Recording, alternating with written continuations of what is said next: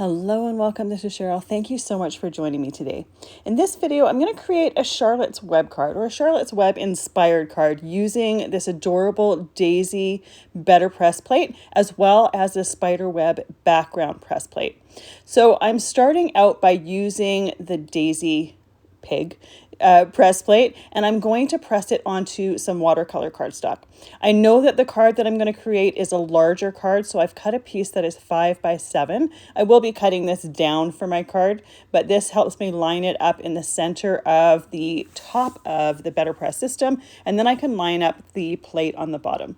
So this video is part of a blog hop. There's going to be more details in my description, so I encourage you to go check that out and check out the other ways that people have used this awesome collection. I've had so much fun creating it.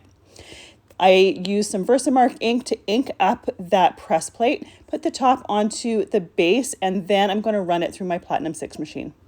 So you can see just a faint line of that press plate. Because I use the VersaMark ink, you're really not going to see a whole lot. I'm going to emboss it with some Pumice stone embossing powder. Now, if you wanted to create this and you wanted the lines to be more dramatic, you could use some black embossing powder, or you could even say use silver embossing powder because I'll be using silver for other things later. But I wanted the outline to be almost like no line coloring, but not, right? I wanted it to be a little bit more subtle than black. So I chose the Pumice stone. So you're still going to see the lines on the outside of the image, but it's not going to be quite as stark or quite as dramatic as black embossing powder. With that embossing powder on there, I am melting it with my embossing tool. Now, I did use some embossing powder tool on my paper ahead of time just to make sure that that embossing powder was only going to stick to the details of my press plate image. Once that is completely done, I'm going to watercolor it. Now, one of my favorite ways to watercolor is using distress refills, and I like to have them in this little palette here. I have them all labeled. You can see the labels at the bottom right of each one of them, showing me exactly what color is which. These will not dry in here, so you have to store them horizontally, but I love using them because it gives me a second use for my re-inkers. You have the re-inkers for refilling your pad. It's always nice to have another use for them as well. I have used this one for years. You can put a drop of ink, and you'll see me do that later, and it lasts a long time. It goes a long way. And these re-inkers are transparent. They're just a dye-based ink. So I really love the look of them. You can go from as deeply pigmented with not very much water mixed in with the re-inker, or you can mix some water in and get lighter shades of that color. I'm watercoloring with a Zig watercolor brush, so the water is in my handle or in the handle of the brush, so it keeps it really, really neat. And I also have a piece of paper towel to my right, so regularly I will go and I will take any excess off of that brush, and I will also squeeze that handle to flush out the color of the brush to change it to a different color. The color I chose to use for the pig is Spun Sugar. It's a nice light pink. And once I have a base of color all the way around, I will go around, I will use my brush to remove some of the color to create some lighter areas. And then I will also dot a little bit of that Spun Sugar in other areas where I want it to be a little bit darker. For the eyes, I chose to use Lucky Clover. You're not going to see a whole lot of this in the final result because most of the eye details are embossed with that Pumice stone embossing powder. So as I'm coloring, I'm also removing any excess color that might be sitting on top of that embossing as well, because I don't want, it's not going to dry on that embossing, and I don't want to be touching my image later, have a little bit of that ink on there, get it on my fingers, and smear it somewhere else. I've done it before, so I do try to avoid that as much as possible. For the leaves and the greenery, I'm using some peeled paint, and I'm just coloring the color in first. These are really, really tiny areas, so I'm really not too concerned about getting a lot of shading in there. So I get the color in there first. Once I have that color in there, I will go in straight with that peeled paint re-inker, and I'll just put a dot at the base of the leaves. Then I'll clean my brush off and I'll just blend it a little bit just to get a little bit of color variation. Again, these areas are so tiny that I'm not really trying to get a lot of shading in there because you're really not going to see a whole lot of it. This pig is the focal point of this whole thing, and you're really, I mean, the flowers and the greenery are kind of a secondary thing, and I love that they're there, but it's not going to be a huge part of it. For the nostrils of the pig, I started off with some Hickory smoke to make them a little bit darker, and it wasn't quite as dark as I wanted it to, so then I went in with some black soot distress ink. For my sky, I want to do some tumbled glass, but I'm running low, so I just put a dot in there, and I'm going to watercolor the sky, making sure that it's darker right around the pig and then fading to nothing. You could do a full coat of that tumbled glass and have a solid color. I prefer it when it has some lights and darker areas to it. So I don't even try to make sure that it's an even color. The outer edges of my card are going to have spider webs on it anyways to create that Charlotte's Web inspired look. So you're going to see a little bit of the blue beneath them, but you're not going to see a whole lot anyway, so I'm not worried about that.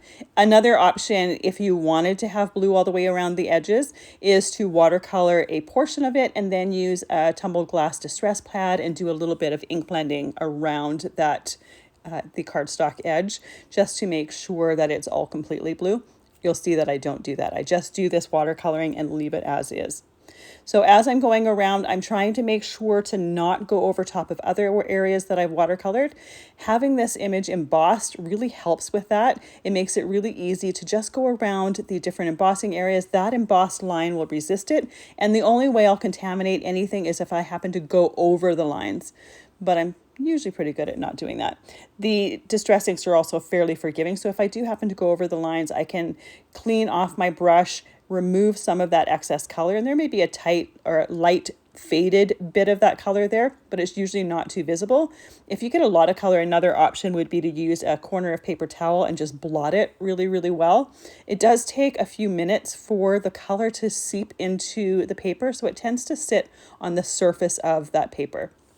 Now, when I'm doing this background here, I'm trying to do it fairly quick. I want to try to get all the way around before that first edge that I colored completely dries to avoid any lines there.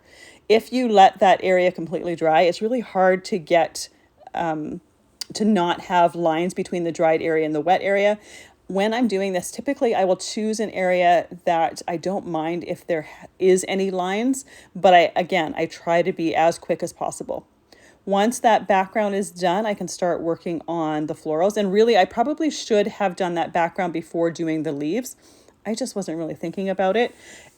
What I would have done had I been thinking about it is do that background and then do the leaves over top of it, because then it really doesn't matter. I can be quicker with that background going right over those leaves because that green is going to cover that blue. For the flowers, I did squeeze lemonade, and then I went and put some picked raspberry in the center. I did blot out some of the excess of the ink because I didn't want those flowers to be brighter than the pig and overpower it and take the focus. But once I blotted out some of the color, it just was a little bit too close to the color of the pig for my liking. So I went in and did some wilted violet. And I also did wilted violet on the tiny little flowers surrounding the pig. This is where the inspiration to put it in the center of the flower came, because I wanted it for those little tiny flowers, and I just really liked the color of it, and I thought it would work well for making that center a little bit darker. So here you can see is where I made that decision. I was trying to figure out what color to do to cover that pink color that ended up looking too much like the pig. So I ended up doing the purple. Now you have to be careful when mixing purple and yellow, simply because you can easily turn it to brown. But these are nice and transparent, so I didn't really have that issue. You can still clearly see the purple and you can clearly see the yellow around the edges. Another option would just be to do one solid color. I just thought it would be interesting to do a different color in the center of the flowers. Now, on this particular day, I knew I was going to have to wait for the watercolor to dry, as well as do some other things. So I had some time between the next step. So I went and put some Stickles over top of the flower center, as well as over top of those tiny little flowers. And then a little bit of Glossy Accents on the pig's snout, as well as the pig's eyes. This is just going to make it nice and transparent and glossy and just give it some extra dimension. And I love doing things like this because it just gives your images a little bit more interest. While waiting for that to dry, I started working on my next step. Now, full disclosure, I don't use these pieces that I'm doing here, but I wanted to give you another option. I'm using the spiderweb foil plate to foil with Prism Glimmer foil onto some vellum. So I put my plate on my Glimmer machine. My Glimmer machine was nice and hot. Once the button told me it was ready, I put that foil on there, put the other plates together on top of it, press the timer button, and put it through my Platinum 6 machine. I also used my solid hot foil plate and did the solid hot foiling onto some Hammermill cardstock. Now you can see when I take that spider web foiled piece from the vellum, you can see that it's on there, but it's very, very subtle. And that's why I ended up not using it. I wanted to be able to see those spider webs. And even while I'm trimming it down, sometimes I'll flip it over because it's so subtle on there. It's there, but it's not very prominent on that vellum. So sometimes you'll see I flip it over just to see if I'm looking at the right side. That's why I end up not using it for the final card, because of the fact that I wanted them to be more visible. I wanted it to be more obvious that this was a Charlotte's Web inspired card. So with this vellum piece, and at this point I hadn't made that decision yet. I was still trying to decide what else I wanted to do, how to make it a little bit more prominent. But I took my vellum, put it onto some Sookwang tape, and then trimmed it with my Spellbinders shears. You can see that even though the tape does stick to my shears a little bit, it comes off really, really easy, making it easy to trim this down. And once it's trimmed down, I do take my trimmer to make it a lot more straight. This is where I decided exactly what I was going to do. So I'm taking that same vellum, but instead of using that Glimmer machine, I am using that spiderweb background on my press plate, and I'm going to press it with some VersaMark ink and emboss it with some silver embossing powder. And this works out much better. It has more of the look that I was going for.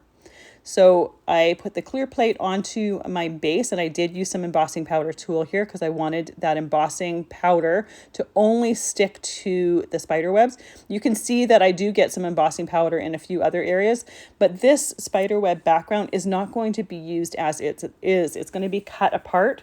So I'm not too worried about the areas that have embossing powder where I don't want them to, because I don't plan on using those areas for this particular project. Once I have the powder on there, I tap the excess off and I can use my embossing tool to melt that powder. So right off the bat, even before I melt it, you can see that the spider web is a lot more prominent on this vellum with this embossing powder than it was with the foil. The other nice thing about this is that the webs, the embossing is also raised as well as shiny. So it just adds a little bit more texture than the foiling did. But again, if you wanted to recreate this project, but you want those webs to be a little bit more subtle, then maybe foiling on the vellum is the choice that is going to work best for you. So I repeat this same process because I want two of these to be able to cut out. I want to make sure that I have enough spider webs for my final project. I don't want to have to, be short and then go back and have to do this process again. It's much easier to do it now, have the stuff all ready, and then cut out my webs so that I have plenty to use for that final project. So this is exactly the same as what I just did, just doing it a second time on another piece of vellum. Once this is embossed, I'm also going to repeat that same process, putting it onto the Sookwang tape and cutting off the excess.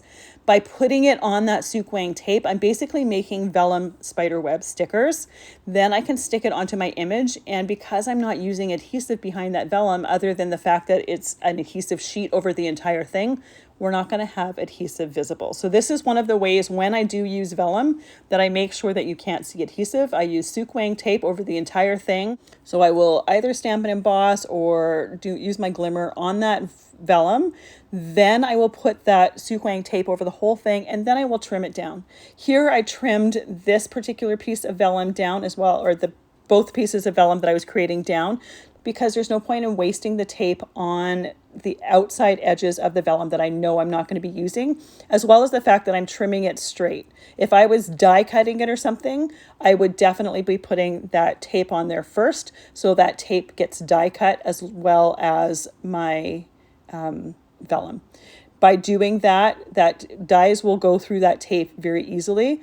That way I have a nice edge and I don't have to cut the vellum off of a die cut piece, especially if it's like a curvy or whatnot die cut. It's much easier to put it on a straight piece, trim straight edges, and then do my die cutting. So I'm repeating this same process. This is exactly the same as what I did with my glimmered spider webs. These pieces that I'm cutting off here, I will tape them to the outside of my roll of tape, and I will often use them for gluing cards together just so that they don't go to waste. by putting it on the outside of that roll of tape. I have them close by. This tape sticks really, really well. It comes in many different widths, and you also can buy it in sheets. So sheets are a great way if you're not sure if you're going to really like it. They're a great way to start out trying it out. If you love it, it's definitely a lot more economical to get it on the wider rolls like I'm using. So once I have trimmed my spider webs with my scissors, with the shears, I do go in with the trimmer and just trim just a smidge off the edge, just to make sure I have nice straight edges as well as no adhesive exposed. Once I've done that, I can take my scissors and I can start cutting out the individual spider webs. Before I do that, I'm going to trim down my little pig image. So my card is going to be 5 by 7. I'm going to trim down the pig image to 4 inches by 6 inches. This way I will have room to create some mats around my image piece here and frame it in. So I'm doing that with my trimmer here, and then I'm going to use my shears to cut out those spider webs. Now you can see this background kind of goes over that whole thing. So I'm trying to pick out spider webs that are around the outside edges.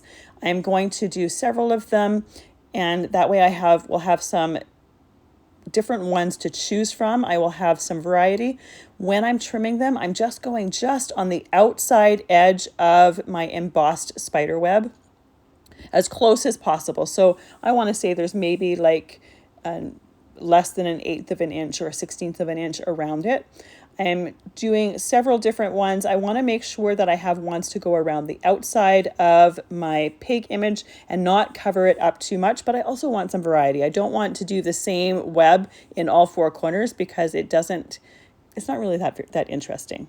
So I will cut them out from each one, the outside edge webs, the ones that I'm going to be using, and I will cut them out in different ways. So some of them I will have bigger webs than the others, even though it's the same web from the same area of the image, but just to give it a little bit of variety. Now I can always, when I'm assembling my piece here, I can always make sure and trim some smaller if I find that it's a little bit too big. But it's just nice to have a little bit of variety and to have that control over it.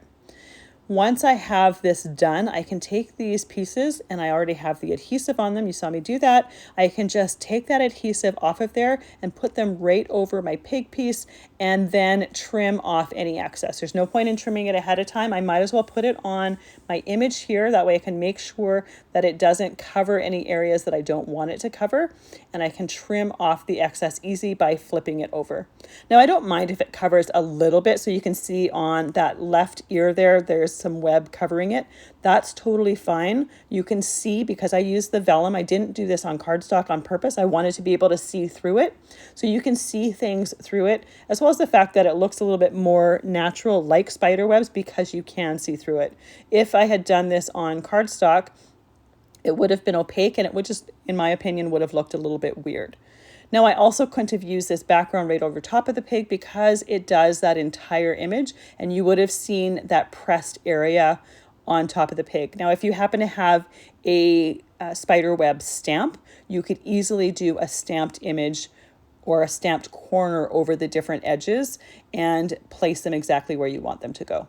So once I have all my spider webs here on there, I can turn my piece over, cut off all of that excess, and then we're ready to work on the next part.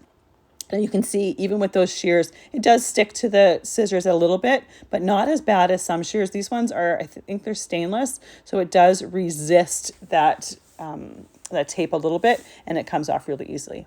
So for my first word, I wanted to do some of the words from Charlotte's Web. For the first one, I used a pencil just to make sure that the way that I had envisioned doing it in my head was going to work properly, and it did. So that gave me the confidence to do this. Another option would be to do a pressed image onto just a scrap piece of cardstock and then practice it there just to see. Then I have a silver gel pen that I'm using to color in those words. And I want them to look somewhat similar to my embossed lines, but I want it to be a little bit thicker. I want it to make sure that it does show up. So I'm running to the end of this silver gel pen, so I was fighting with it a little bit. I tried to make it work, but I ended up having to go out to my local scrapbook store and get a new pen. They didn't have this exact same one in stock. They were out of stock of it, which pretty much never happens. So I ended up getting a different silver gel pen that you'll see in just a moment, and it works actually much better for this particular project. And it was probably because my silver pen, I've had it for years, so I'm running low on ink, as well as the pen has been very, very well used. New pens tend to just work so much better anyways. So I did, on one area of the web, I did terrific. The other area I did radiant. And then the third word I did was humble. So they're all words from Charlotte's Web. And the only one that I didn't want to do was the some pig one, because I thought that's kind of a weird one to have on the card. But you could easily do that if you were giving this card to someone for some pig related thing. Now this daisy press plate also has sentiments with it. I am actually not going to use them for this particular card because there is a different sentiment, or a different sentiment set that works better for the theme that I'm going for here. But we'll get to that in a moment. So while I'm fighting with this gel pen, trying to make it work, you can see that every once in a while I will go scribble it onto some scrap paper to try to make it work. And then it gets to the point where I realize that I'm just fighting, and I'm not really getting, even on the scrap paper, I'm not really getting ink out of my pen. And that's where I decide that I need to go get a new pen. I do try to fight it out though. And for this card, I used words from the movie Spiderweb, or the book Charlotte's Web, sorry. Obviously, you can get creative and use other words if you wanted to, and that would look fantastic as well. People, I think, would still know the reference. Most people anyways. I think a lot of people have read Charlotte's Web. So I think a lot of people would understand the reference. So here is where I made the final decision to go out and grab a new pen, do a couple errands at the same time. And once I start using the new pen, it is like night and day. It works so much better. This one is a Signo silver gel pen. The other one was a Sakura silver gel pen. And I use that Sakura one pretty much all the time. I use it regularly and have never had issues with it. Again, I think it's because it was running out of ink, as well as being very well used. So this one, when I'm doing my lettering here, I am trying to make it thicker than the spider web. I want it to be obvious in there. I don't want it to be super subtle that you can't see it. There's no point in doing a Charlotte's Web inspired card if you're not actually going to see the inspiration in there. So once those words are done, you can see that once I tilt that piece into the light, the words really show. And I love the fact that it does that. For my card base, I just used some thick cardstock to create the 5x7 card base. I have some matte silver cardstock here that I'm using for a mat, and that is cut to 4 3/4 inches by 6 3/4 inches. And then I have a piece of pink sand cardstock that is trimmed to 4.5 inches by 6.5 inches. And after adding each one, and I glue it down with some Barely Art glue in a fine line bottle, I use this for pretty much everything. I do put an acrylic block on my piece there. It just keeps everything nice and flat, frees up my hands for working on the next thing. I use this often, so if you've seen any of my videos, this is not a surprise. So for my sentiments, I am using the Bestie Sentiments press plate and die set. This is a fun one with some great Bestie sentiments to it. I'm actually using 2 for this card. The one says, "You are my closest friend." And then the next one says, "You see the best in me." And I thought it worked perfectly for this theme. You can see that this plate does lots of sentiments at once, and then it does cut them all out at once. So the extra ones I'm just going to put aside, and I will save them for future projects. So I'm just doing this onto some Hammermill cardstock. It doesn't need to be anything fancy because we're just going to press it and emboss it. So I use VersaMark ink to press that image. Once it's on there, I will put some silver embossing powder, and I'm using the exact same silver embossing powder that I used for the spider web, so it's going to coordinate nicely with that. Then I'm going to use my embossing tool and melt that. Now for this particular card, I want my sentiment to have a little bit more dimension to it. So I am going to take some scrap paper and cut using the die to cut some extra pieces out of some thick scrap cardstock. That way I can glue it behind there and give my sentiments a little bit of extra dimension and make them a little bit more prominent. So when I'm embossing this, obviously I'm embossing all the way around, and you can see that I used my embossing powder tool just to make sure that embossing powder was really only going to stick to the ink and not stick anywhere else on that cardstock. If by chance you have it anywhere else, you can use a really tiny thin brush and you can brush any of that excess embossing powder off. I got it perfectly this time. So once it was embossed, I can take my die that goes with it, place it exactly where it's supposed to be. And I do use some Best Ever craft tape to make sure that that die stays in place while I'm doing my die cutting, because it would definitely be a shame to go through the work of pressing and embossing the sentiments and have that die accidentally shift. So I always tape it, especially when I'm doing something like this, to make sure that it stays exactly where it's supposed to go. Run it through my Platinum 6 machine and it die cuts through all of those sentiments at once. I love plates like this that do a bunch of them all at once. It makes it so easy to create with. Then I take just some thick cardstock. This is the same cardstock that I used for my card base, just a scrap of it. And this one is actually a scrap from creating my card base. And I only really need to do extra pieces of these two sentiments that I'm using on this card. So that's why working with a scrap works perfectly. So I cut 2 extra pieces of each, and then I'm using some Barely Art glue to glue them behind there. And that glue just gives you a little bit of wiggle room, making sure that you can get it positioned perfectly. We want to stack them together perfectly. By using that glue, I can wiggle and shimmy them in place. Once I have those pieces done, I can glue them to the front of my card. So I'm going to do the You Are My Closest Friends towards the top above the pig, and then I'm going to do the You See the Best in Me towards the bottom on the bottom right. I purposely didn't put any words in that spider web so that I could put that You See the Best in Me there. I wanted to make sure that it had some room to itself. Could always put it down under the center, close to or right below that You Are My Closest Friend, but underneath the pig, that would work as well. For a little added detail, I die cut a spider out of some lunar cardstock, and this one was die cut out of the Halloween add-ons die set. It just worked perfectly, and I just thought that little spider hanging from the web is perfect. To incorporate the silver, I added some Lisa Horton Silver Shine ink to it, using my blending brush to put it around the outside edges, and then just kind of stippled it on there with my brush as well, just to give a little bit of texture to that spider.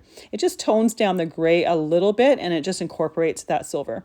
And then of course she can't be hanging down from the web without a little line of web, so I use that gel pen to just draw that on there. So here is the final finished card. I absolutely love how this looks. This card has been in my brain since I saw this pig, and this pig just reminded me of Charlotte's Web, so I'm so excited that I finally got it out of my brain onto cardstock and created.